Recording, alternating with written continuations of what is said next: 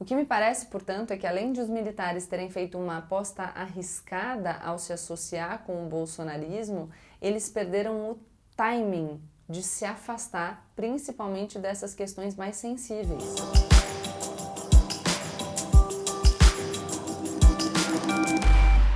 Olá pessoal, como eu sempre digo, a partir de agora, menos emoção e mais razão. Aproveita para deixar o seu like, se inscrever no canal e compartilhar esse vídeo com seus amigos. Galera, eu tô fazendo aqui esse vídeo para vocês, mas eu preciso confessar uma coisa. Embora a gente tenha falado muito dos militares essa semana, vocês já devem estar imaginando por quê, já vou falar disso daqui a pouquinho, mas faz algum tempo que eu tenho pesquisado, observado um pouco sobre a presença dos militares no governo e sobre o quão comprometidos pelas ações do presidente da República, pela gestão bolsonarista, que os militares já estão e qual a chance que eles têm de desembarcar desse barco. Vocês já devem ter ouvido falar, mas aqui vale a pena a gente reiterar, que os militares estavam com um filme bem queimado na participação política desde que a gente fez a transição da ditadura militar para o regime democrático. Durante muito tempo pós-redemocratização, os militares ficaram afastados da política. A gente começa a ver aí um retorno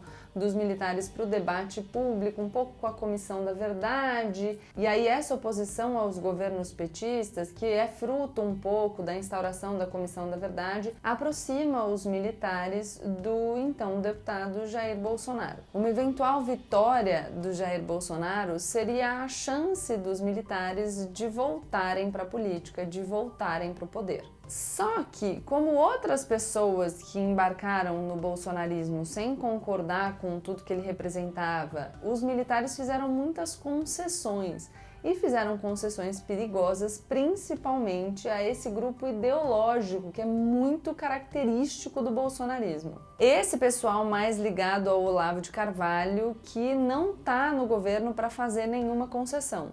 Um exemplo do atrito entre os militares e a ala ideológica do governo foi a briga pública do vice-presidente Hamilton Mourão com o filho do presidente da República, o Carlos Bolsonaro. O Mourão aí representando os militares e o Carlos Bolsonaro como representante dessa ala ideológica do governo. Bom, mas quando você faz uma aposta e embarca nesse governo, principalmente quando você tem os militares ocupando postos-chave da gestão, você tem também um grau de comprometimento, ou seja, se o presidente da República começar a fazer um monte de besteira, é a tua credibilidade que está em jogo, é a tua imagem que está em jogo. E você pode ser tão mais prejudicado quanto mais atrelado a questões específicas você tiver. Vocês vão entender por que eu estou falando disso. A participação dos militares no governo Jair Bolsonaro atrela as Forças Armadas a um projeto político. Num primeiro momento, eu acho que a nossa atenção estava muito voltada para os militares que estão ocupando postos-chave no governo. Então, tem o vice-presidente da República, Hamilton Mourão, tem o general Heleno, que é chefe do Gabinete de Segurança Institucional, tem o ministro da Casa Civil, que é o general da Reserva Braga Neto, e tem o ministro da Secretaria de Governo, que é um general da Ativa, o Luiz Eduardo Ramos. Só que nos últimos tempos eu comecei a prestar um pouco mais de atenção com a vinculação feita pelo bolsonarismo dos militares a questões muito sensíveis da gestão Jair Bolsonaro. Vou explicar para vocês. Lembra que no ano passado, depois de brigar publicamente com o Carlos Bolsonaro, o vice-presidente Hamilton Mourão ficou sumido da mídia durante um tempo? Pois é. Quando ele voltou para a mídia, ele voltou porque o Bolsonaro tinha nomeado ele para presidir o Conselho da Amazônia. Aí talvez vocês me digam, pô Gabriela, mas presidir o Conselho da Amazônia é legal. Então, mas vocês devem se lembrar que a gestão ambiental, a política ambiental do governo Jair Bolsonaro é uma política muito criticada. No meio do ano passado, um pouquinho depois do meio do ano passado, dados do INPE sobre o número de queimadas na Amazônia geraram tanto desconforto no governo que acabaram resultando na exoneração do ex-diretor do INPE, o Ricardo Galvão, numa briga pública também com o ministro do Meio Ambiente, Ricardo Salles. No cenário internacional, foram feitas muitas críticas à política ambiental adotada pela gestão Jair Bolsonaro, com reflexos, inclusive, em relação a investimentos estrangeiros que viriam aqui no Brasil. A galera falando que essa gestão é um absurdo. E aí você começa a mexer com o interesse de gente que tem muito poder. Aí entende o que eu tô falando? Quer dizer, a gente tem um problema ligado à gestão ambiental e aí o presidente Jair Bolsonaro vai lá e bota para cuidar da Amazônia o Hamilton Mourão. Aliás, nessa semana, o vice-presidente Hamilton Mourão convocou uma reunião do Conselho da Amazônia num cenário de pressão de investidores estrangeiros para que o Brasil ajuste a sua política ambiental. Recentemente, o INPE de novo divulgou um dado preocupante, dizendo que no mês de junho o Brasil teve o maior número de alertas para desmatamento desde que começaram a medir em 2015. Aliás, dias depois da divulgação desse dado, o governo exonerou a coordenadora geral de observações da Terra do INPE.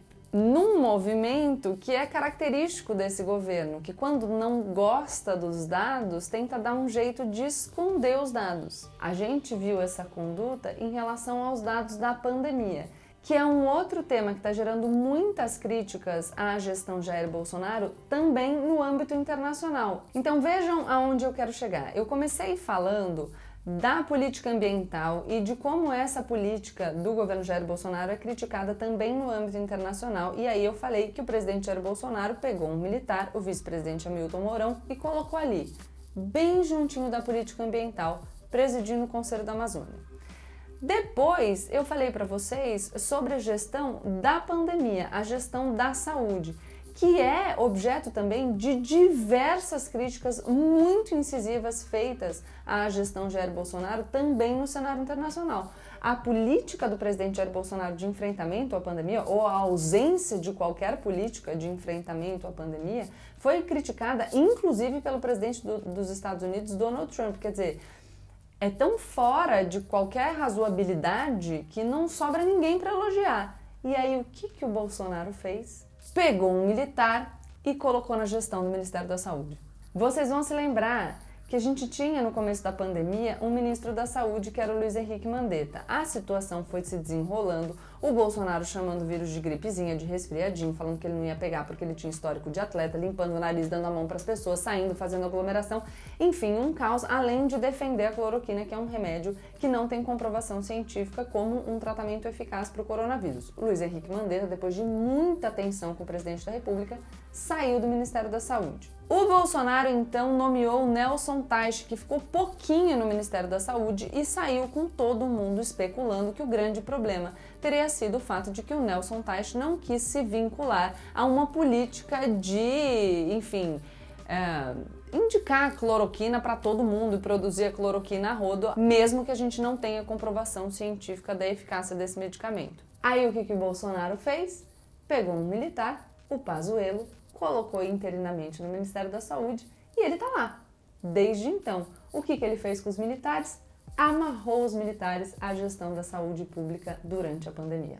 E não vamos esquecer que quem está produzindo a cloroquina é o laboratório do Exército. O meu ponto é que quando os militares toparam fazer algumas concessões para embarcar no governo Jair Bolsonaro, eles acharam que de alguma maneira eles iam conseguir moderar o presidente da República, que eles iam conseguir controlar um pouco a gestão. Já no início do governo, isso não se mostrou exatamente verdadeiro, porque o presidente Jair Bolsonaro, o bolsonarismo, ele se alicerça na criação de conflito, mas os militares já tinham embarcado, não tem muito outro barquinho para pular, teve aquela tensão com a ala ideológica, mas as coisas foram se ajeitando.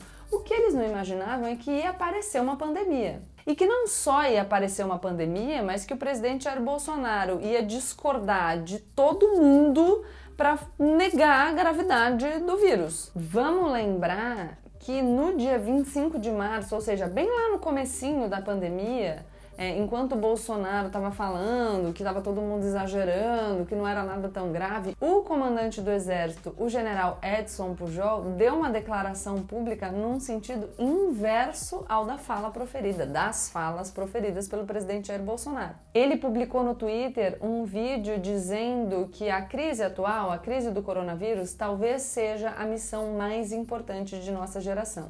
Ou seja, de um lado a gente tinha um presidente falando que era uma gripezinha, um resfriadinho, dando a mão para todo mundo depois de limpar o nariz.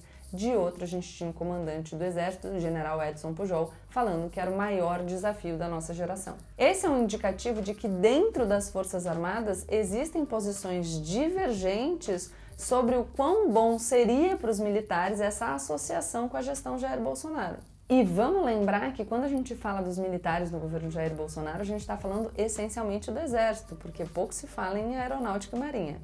Só que o presidente Jair Bolsonaro não se prende muito a esses detalhes. Recentemente ele fez uma fala falando que o Exército se orgulha desse nobre soldado, se referindo ao Pazuello.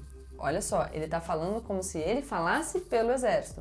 Não é a primeira vez, porque lembra daquela manifestação pedindo AI-5 na frente do quartel-general do Exército, que também deu muito o que falar? Já naquela época, o Bolsonaro se comportava dizendo que o Exército está com o povo brasileiro, querendo dizer que o Exército, na verdade, está com ele. Na minha percepção, o que o presidente Jair Bolsonaro faz é o seguinte: quando ele decide uma forma de enfrentar a pandemia, e é uma maneira arriscada, é uma aposta, e ele percebe que ele está sendo objeto de críticas muito significativas, vindo não só da oposição aqui no Brasil, mas também de críticos internacionais, o que ele faz com os parceiros que, diante dessa escolha dele, podem decidir desembarcar do navio do bolsonarismo?